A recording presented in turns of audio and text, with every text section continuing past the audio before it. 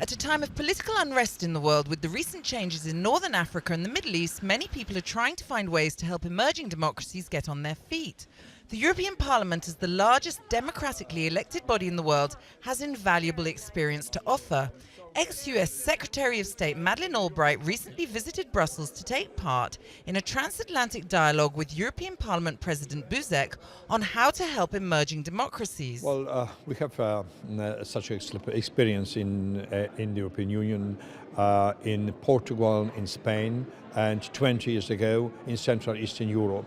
It was a big change from autocracy to democracy, and from very strange economy to free market economy. It was not easy to change all the law, all the rules of procedure, to build democratic institutions. It was a great deal of work, but at the end, great success.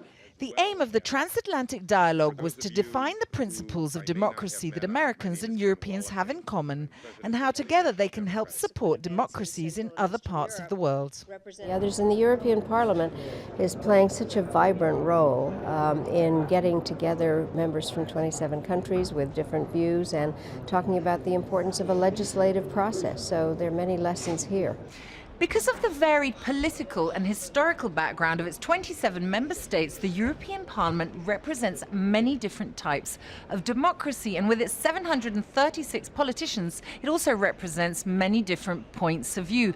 Perhaps because of this, it has an open-door policy towards different political factions, both in government and in opposition, throughout the world.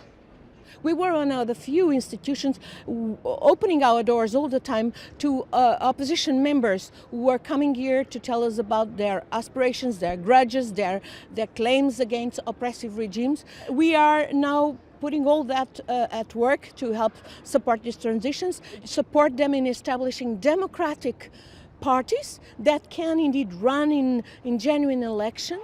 It's these already established contacts and the Parliament's extensive experience of political transitions that's likely to prove invaluable in brokering and supporting the emergence of new democracies.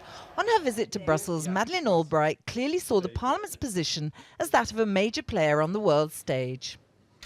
I'm a European. I was born in Europe, and so watching how the European Union is functioning, the various levels, trying to understand the levels. The European Parliament is a fascinating new body that has a very large role thanks to the Lisbon Treaty and thanks to its leadership.